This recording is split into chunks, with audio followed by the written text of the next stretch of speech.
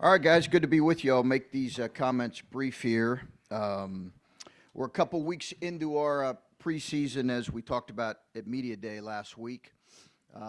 We have a really, I think, we have a really exciting opportunity coming up here with playing Dayton in an exhibition game. As some of you may know, Anthony and his wife, Chris, they have a really powerful story, a really personal, powerful story around mental health that they have, I think, just here recently begun to really take some time to share. And I give them a ton of credit for the courage it's taken to share that personal story. Anthony called back in the summer and asked if we'd be willing to play an exhibition game to start the season to really raise money around mental health as it relates to teenagers and college-age kids. And he said this will give myself, our family, my wife Chris, an opportunity to share our personal story.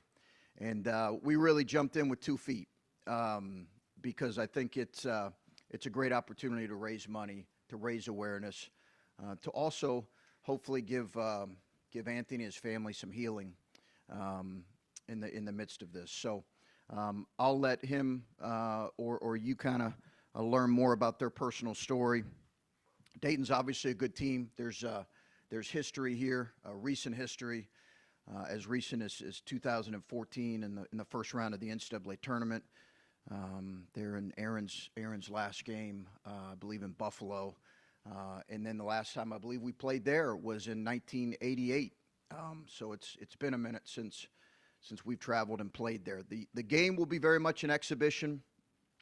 Game will play different rotations, different lineups. In football vernacular, it'll have a little bit of a spring game feel in terms of trying different things, giving different looks, playing different rotations as we continue to tinker and prepare for our first game against Oakland. So just a couple words on that. We're really excited about this group. They've been working extremely hard. I cannot wait to get them on the court here on Sunday, but in particular to start the season against Oakland. So it's a really exciting time for us right now as we get moving forward. All right, I'll take some questions.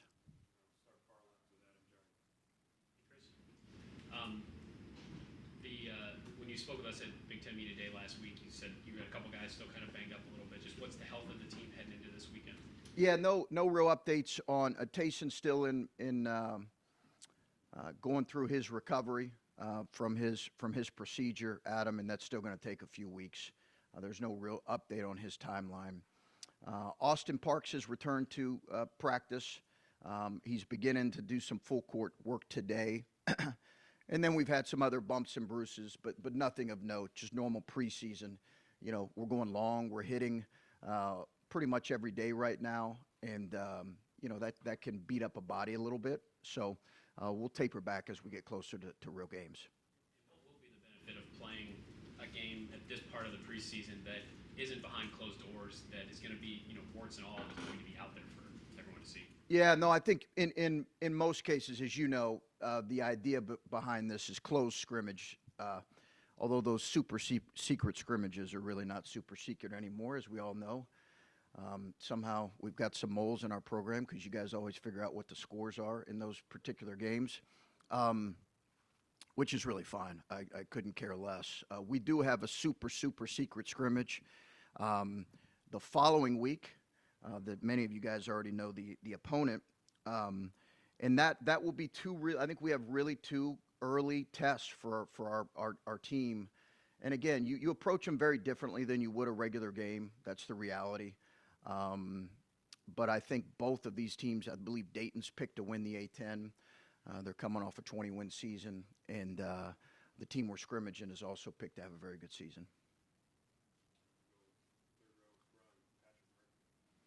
Chris, you talked about the benefits of this game. You've done these scrimmages before, going on the road, Yeah. a place like Dayton, you said sell out.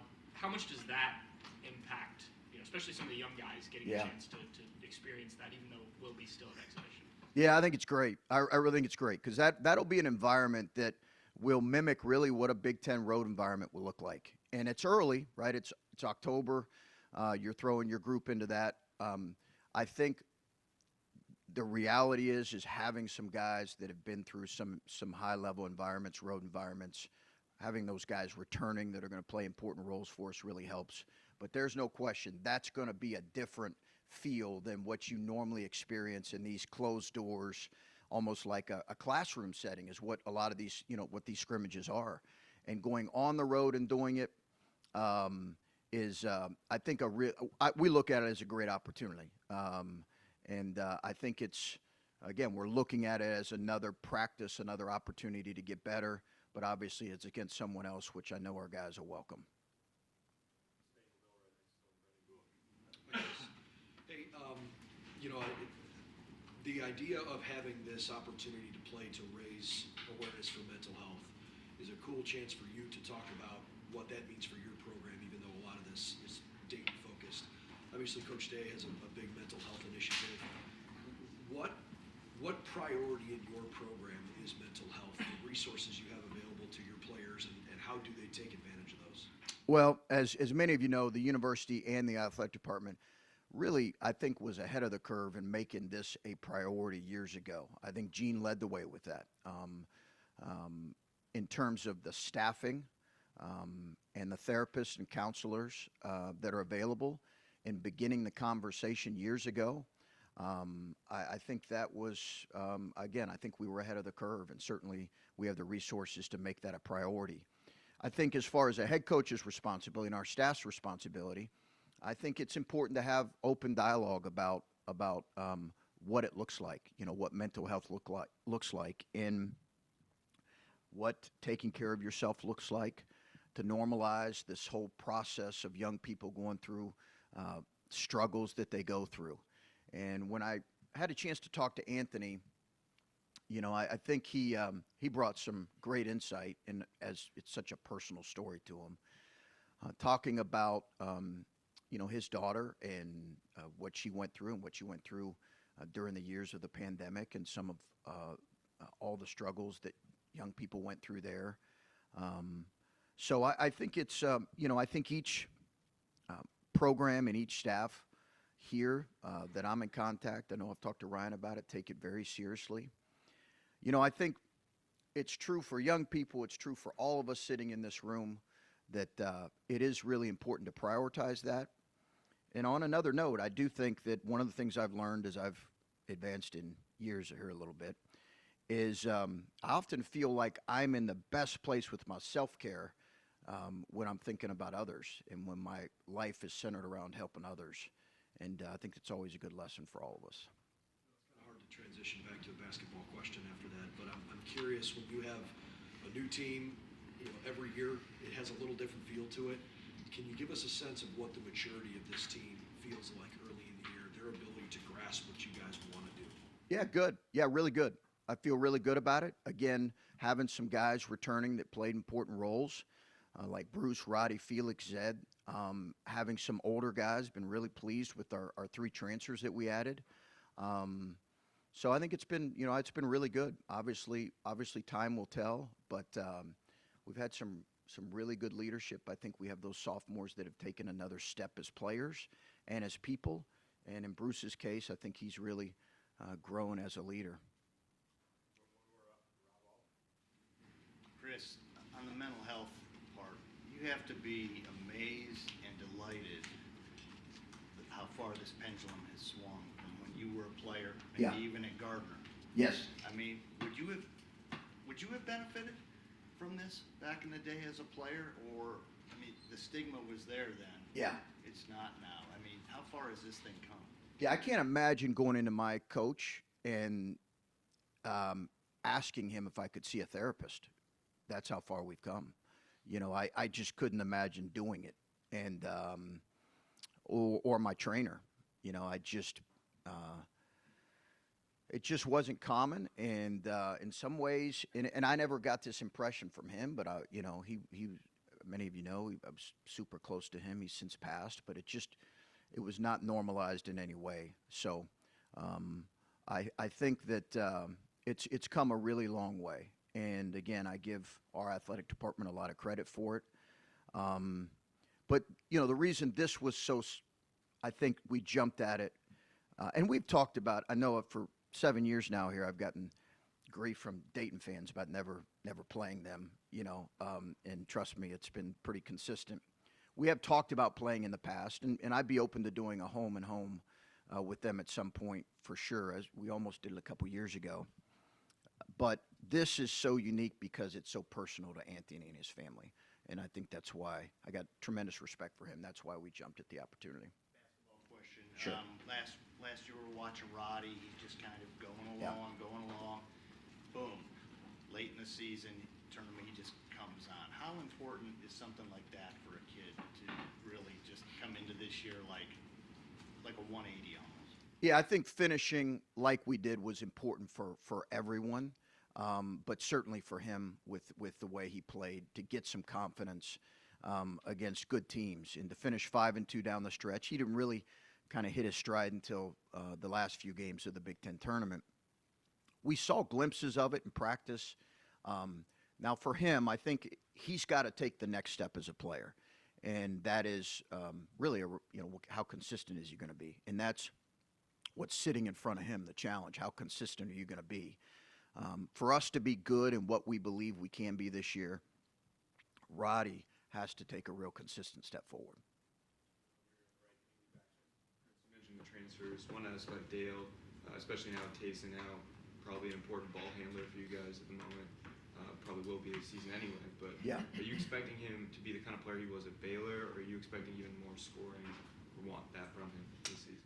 Oh, I anticipate him playing a bigger role than what he did at Baylor. Dale Bonner's been he's been really good for us. He gives us a speed that we haven't had. He's the fastest player we've coached here from end to end for sure. He just has tremendous quickness and speed with the ball. And he's a little bit slight in build, but he's been able to really shoot the ball. We're going to need him to play a bigger role. He's playing behind a couple NBA guys there at Baylor. We're going to need him to play a bigger role, and I think he's ready for it. Hey, Chris, how do you fix the Ohio State run game? I was hoping you'd ask that. Beyond that, last year about this time we talked, and you had kind of hinted that you saw something really special with Bryce last summer.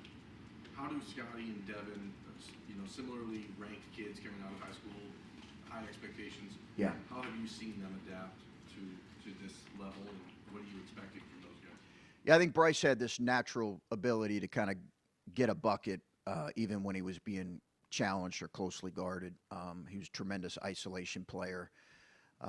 Those guys have different games. They have different strengths that they bring to the game right now. Scotty right now is probably of our freshmen, not probably, he is of our freshmen ability to come in and impact on both ends.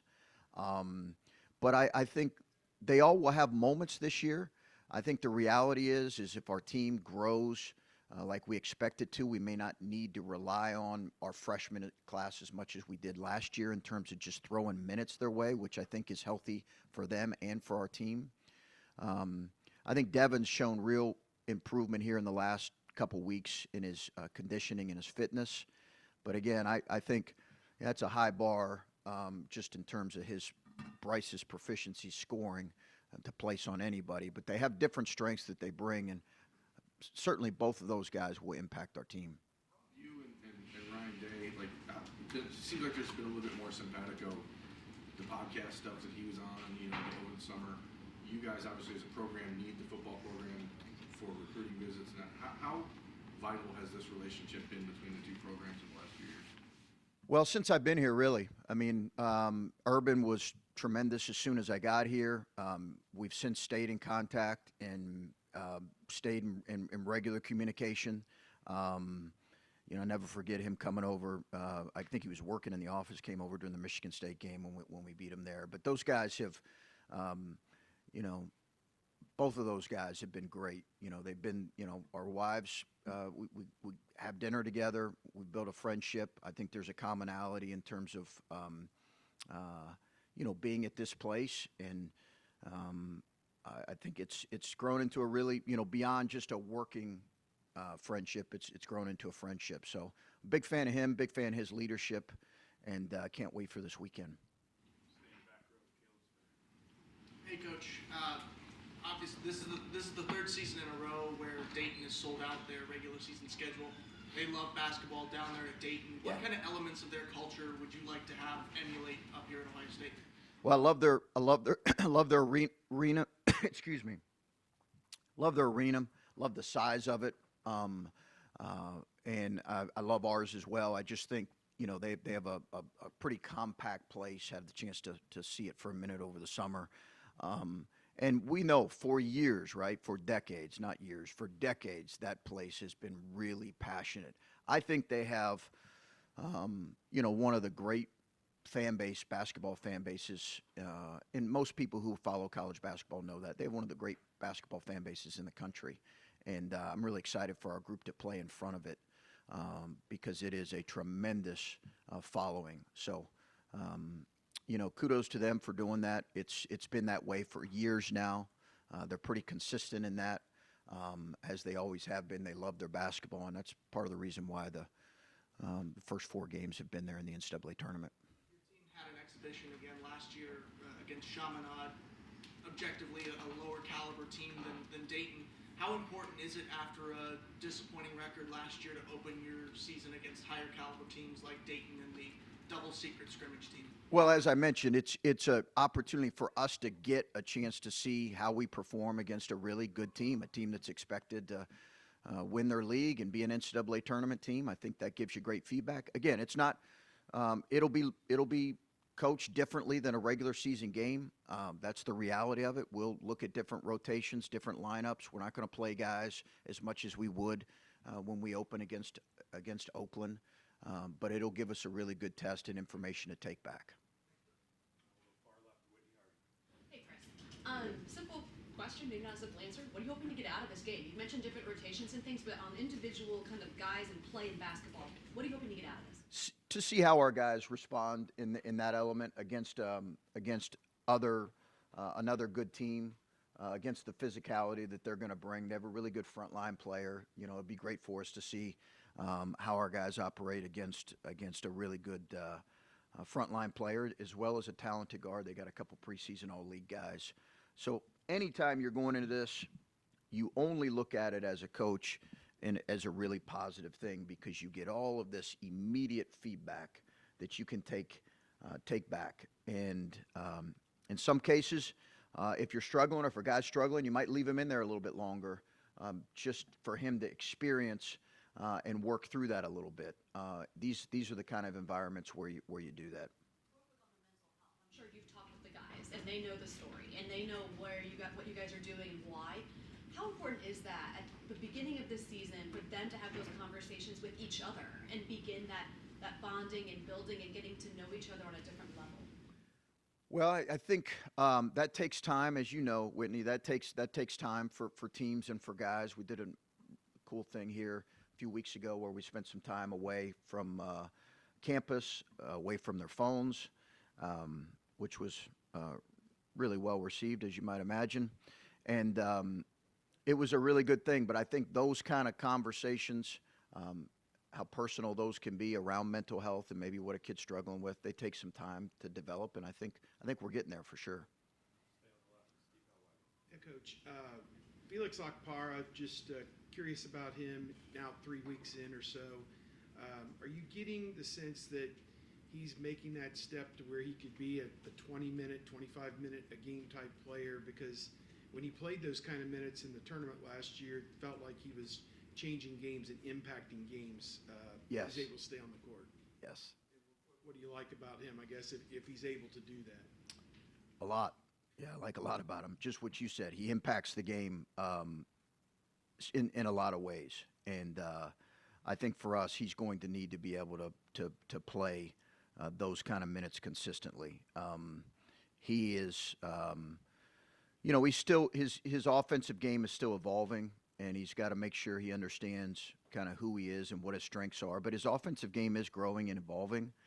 But when you're 6'11" and you have, almost a 7'2" 2.5 wingspan, and you're a relatively quick jumper, and you're a good athlete. And beyond that, he's got a real intelligence he brings to ball screen coverages, to ball screen defense, to reading actions, to understanding how to play certain actions, whether it's a wide pin down or a stagger or a STS or any type of action. He's got a real feel for those things that I think is maybe a little bit uncommon for a young guy, and I think that's helped him on that end. Just following up on Devin and Scotty, Bryce and Malachi kind of got thrown into the fire. It worked because, you know, they're one of them NBA players. So Yep. Is there a benefit to having guys in front of Scotty and Devin where they don't necessarily have to get thrown out there from day one and they're asked to do more? For sure. In both cases, benefit for our team and benefit for them. Because if you remember back to Malachi struggled up until January. Struggled. He played like a typical freshman up until January. And he benefited when we beat Duke here when they were number 1 in the country. Everybody was focused on other guys, E.J. Liddell, Kyle Young, Zed Key, and he was able to benefit and slowly come along and then really hit his stride. I think if you're going to have a good team, you have to be relying on your older returning guys at this level and then hope that your freshmen gradually come along. And that was the case in Malachi. Bryce had some maybe bigger, earlier moments in terms of scoring. But I think in a perfect world, yeah, you have some guys that can kind of help bring them along, and at some point they hit their stride. And as we all know, Malachi, we turned things over to him late in games. The Indiana game here when we beat him, we kind of turned things over to him, and that's when you started to see him really come into his own. They don't have to do that, but if they had to, could they? Well, that remains to be seen. Yeah, I think it's too early to tell. And I think, again, that's a lot to put on them. I want them just to play to their strengths right now. I think that remains to be seen. I mean, when you're looking at how this lineup can be constructed, there's a lot of different options you guys have, especially, you know, in the front court. Just, I guess, how much experimenting, obviously there's going to be plenty of it against Dayton, but how much do you keep the starters out there and guys that are, you know, you see as big-time contributors for this season and kind of move them around as opposed to playing younger guys? Yeah, I think there'll be more mixing up than what there will be in the Oakland game in the start of the season. I think there'll be more changing of lineups. Who we start in this particular game may not be who we start in 2 weeks. Very well could change. That's not decided yet. We still have a number of practices. We have two exhibitions, so there'll be a lot of tweaking and moving around. A few minutes ago, I heard you talking about hitting. Is that what you said? Yeah. Or is that kind of because you're in the Woody? You're talking. Yeah, partly. Partly, that, Clay. You know, you I always see, consider myself a football guy, so I was going to answer the running question. I don't know if you're putting on pads or you know you see video over the years of guys whacking dudes. Clay, I was an assistant wide receiver coach to start my coaching career, by the way. Well, let's hear more. No, we should not hear more about that. We should definitely not hear more about that. It was a short stint. Okay, so hitting entails what? So when I say hitting, yeah, it's a good question. It's a fair question. I think as you right now, when we're saying hitting, it's a lot of scrimmaging. It's body on body contact. It's really a physical practice. So you have bumps and bruises, and you know, we've got guys that are banged up in that area. That was, I think I mentioned that when I was asking about the injuries. So we have guys that are banged up because they've got bumps and bruises because of the constant hitting that's going on right now. You know, yesterday we went for about 240. That's longer than what we're going to go in season, and a large part of that was hitting. But that's good prep, right? Sure. I mean, you know, I think that's needed. Coaches vary on that. Some coaches might worry about injuries or just say, hey, it's October. Why are we hitting this much? It's a really wide variety of people in terms of philosophies on what they want to do this time of year in terms of length and the number of minutes they're hitting. All that stuff gets evaluated and talked about in the preseason, but we're doing a fair amount right now. no whistles allowed there, right? No out of bounds, no whistles. Chris, I asked Felix a couple weeks ago what a good number of minutes was for him. He said 20 a game. Sounds like you're on board with that. Is that what you're plotting out, and is logistically that possible? That he would play 20 minutes? Yeah, with Zed and everything like that. Are you confident that you can get that? We'll play the best players the most minutes. Appreciate the question. Yeah, that's where, you know, those guys will battle it out. Best player will play the most minutes. Anything else? Yeah. You mentioned that the possibility of a Holtmann home against Dayton. Yeah. How likely is that to happen? What are the upsides? What are the downsides? Well, I think it's got real possibilities. As you guys know, I've not shied away from playing people in state by any stretch. We did a Cincinnati home and home, so we'll certainly consider doing it again with Dayton if it works out. As you guys know, I think it's not quite like football where schedules are out, maybe 5 years in advance, but it's a couple years in advance. But yeah, we would like to. My philosophy on home and homes is just we really want to play good tournament type teams in non-conference games. That's what we want. That's what we typically have scheduled, and they're certainly in that category for sure. All right, thanks, guys.